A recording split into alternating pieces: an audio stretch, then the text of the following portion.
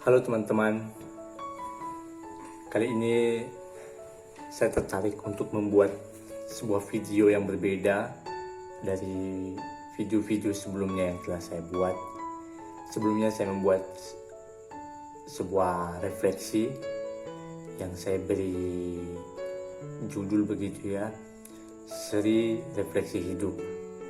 Nah, kali ini saya tertarik untuk membuat sebuah video yang memang didasari oleh rasa penasaran saya terkait dengan apa yang menjadi bahan perenungan kita ketika kita mengikuti perayaan Ekaristi minggu kemarin.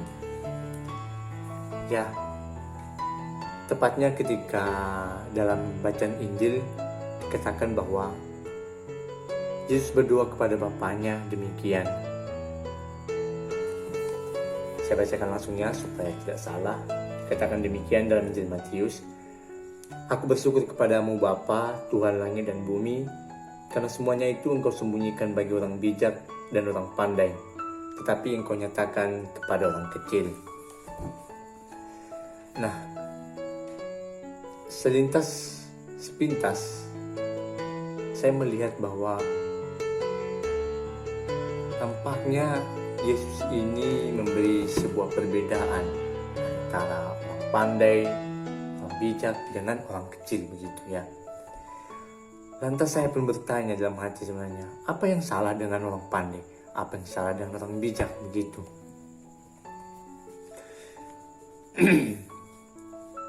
Artinya demikian. Jika memang misteri kerajaan Allah itu hanya dinyatakan Allah Bapa kepada orang-orang kecil, bagaimana hal itu dijelaskan bahwa dalam perikop lain dikatakan Allah itu menerbitkan matahari baik kepada orang yang baik maupun juga kepada orang jahat. Itu nyata dalam Injil Matius juga, Matius 5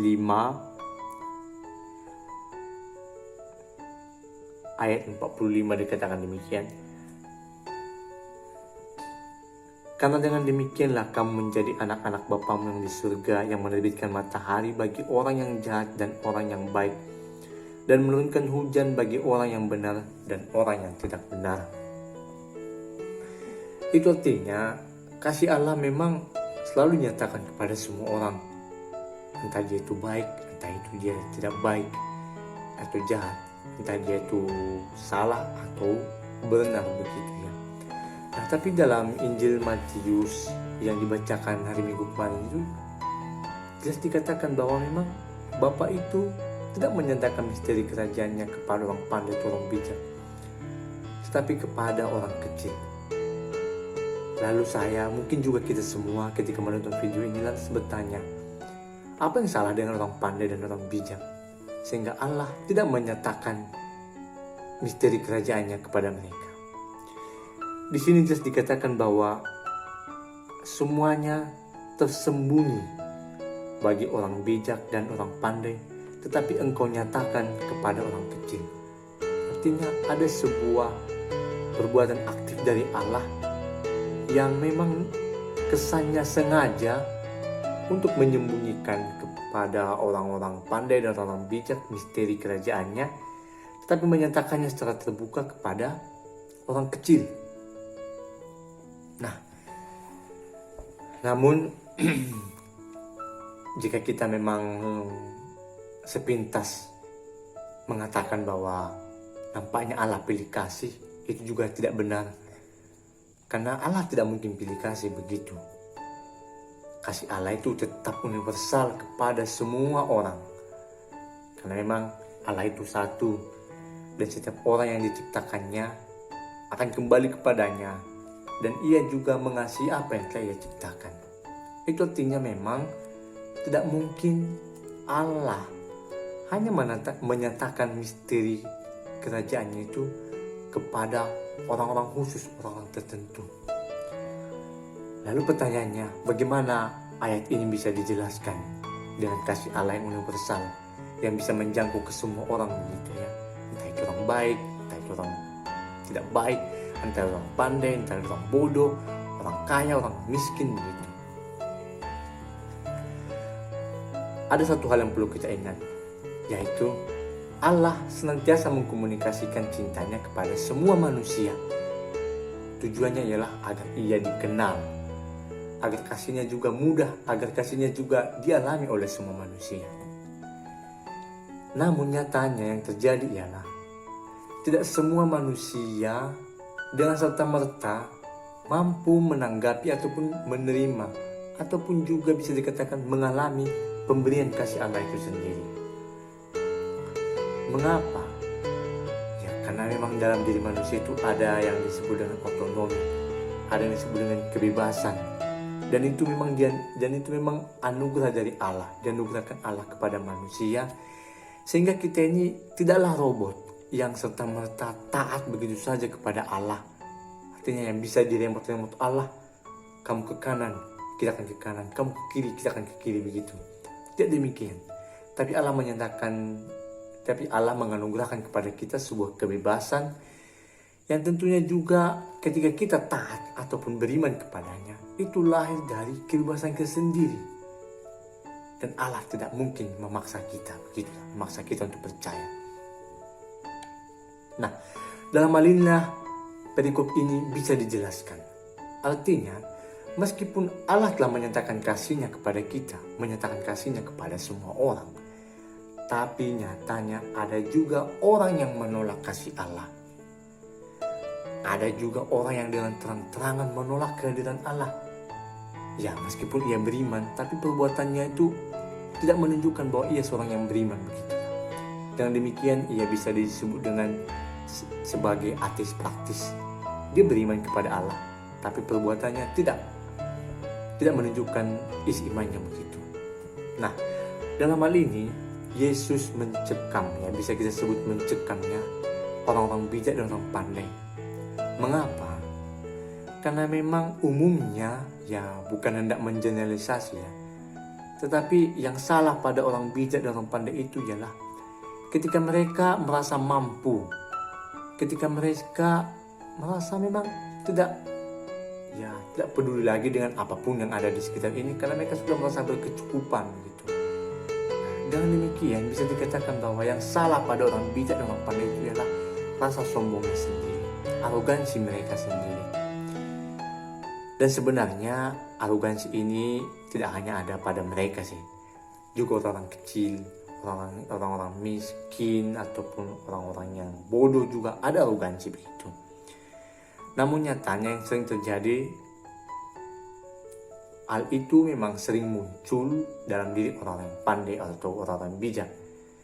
Dan dalam konteks Injil Matius sendiri, orang-orang bijak dan orang-orang pandai itu adalah orang-orang Farisi, ahli Taurat, yang memang jika kita baca dalam keseluruhan Injil Matius, dikatakan bahwa memang mereka senantiasa menolak Yesus.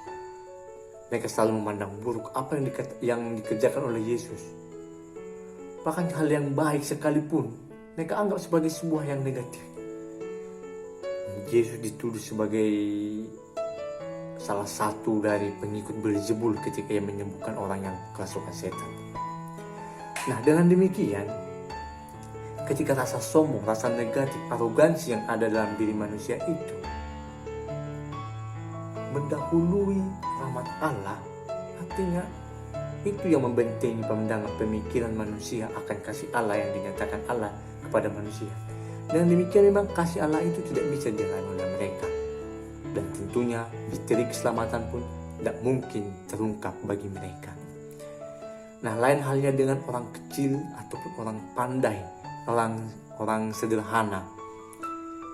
Mereka bukan saja percaya kepada Allah, tetapi memang sungguh-sungguh menggantungkan hidupnya bagi Allah.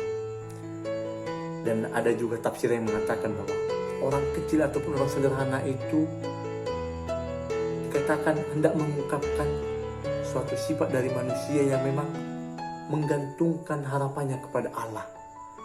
Dan memang dunia ini dianggap sebagai sesuatu yang sementara sifatnya, sehingga mereka tidak menggantungkan hidupnya pada hal-hal yang duniawi, begitulah.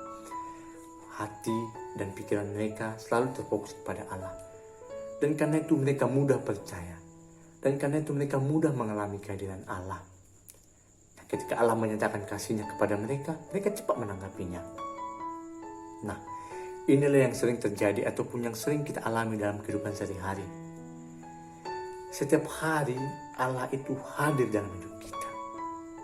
Namun ada kalanya karena arogansi kita yang lebih tinggi, ataupun karena memang kita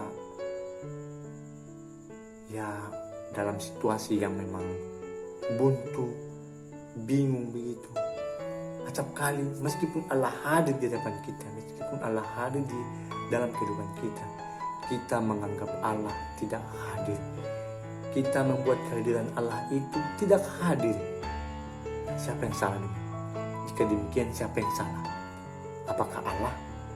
Dan tentunya kita bisa langsung menilai bahwa memang yang salah itu ialah kita sendiri. Allah sudah menyatakan karya keselamatannya kepada kita. Allah telah menyatakan kasihnya kepada kita. Tapi kita tidak mau menanggapi kasih Allah itu. Ya, kalau dalam dunia remaja zaman sekarang itu, ataupun dunia remaja ya, bukan zaman sekarang, tapi memang sejak lama, sejak lampau, itu dikatakan sebagai cinta yang bertepuk sebelah tangan. Dia tidak kenal. Allah sudah melambaikan kasihnya kepada manusia, tapi kita tidak mau menyambutnya. Mengapa? Karena arogansi dalam diri kita itu. Mengapa? Karena kebebasan dalam diri kita itu yang membuat kita itu mempunyai dua pilihan. Ya, memilih Allah atau memilih mencintai diri sendiri. Memilih mencintai Allah atau memilih mencintai diri sendiri dan ciptaan, atau yang sering disebut dengan idolatria. Nah, oleh karena itu teman-teman, sebenarnya tidak salah. Jangan pernah takut menjadi orang yang bijak dan orang yang pandai. Bahkan kita dituntut juga untuk supaya agar bijak. Karena dalam sabdanya juga Yesus pernah mengatakan, hendaklah kamu cerdik seperti ular, dan kita disebut sebagai cerdik, tulus, agak lupa yaitu cerdik seperti ular dan tulus seperti merpati. Cerdik, pandai, artinya pandai itu artinya kita menguasai dunia ini sebagai sebuah kesempatan ataupun sebagai sebuah sarana yang mengantar kita kepada pengenalan akan Allah. Dengan demikian, misteri kerajaan Allah pun bisa kita alami dalam hidup kita. Dan ketika Allah hadir dalam hidup kita, kita pun dengan serta-merta bisa mengalami kehadirannya. Jadi teman-teman, jangan pernah takut menjadi orang yang pandai ataupun orang bijak. Karena memang kita dituntut untuk itu. Nah, ketika kita telah berusaha untuk menjadi orang pandai dan orang yang bijak, ingatlah bahwa kita tidak ada apa-apanya di depan Tuhan. Dan ingatlah, kita hanya bisa hidup ketika kita menggantungkan hidup kita kepada Allah. Karena Allah memang adalah pokok, batang dari kehidupan kita. Dan kalau kita terlepas dari batang itu, maka kita pun akan mati. Jadi teman-teman, jika pada hari Minggu kemarin kita telah mendengar renungan para imam dalam perayaan Ekaristi, saya bukan hendak menggantikan ataupun memberi sebuah pandangan lain tentang apa yang menjadi permenungan yang diberikan oleh pastor itu. Tapi saya hanya ingin bersharing tentang apa yang saya pikirkan ketika saya membaca Injil ini. Dan seperti yang lalu-lalu dalam video saya, semoga apa yang saya bagikan ini bermanfaat bagi kita semua. Salam kebaikan.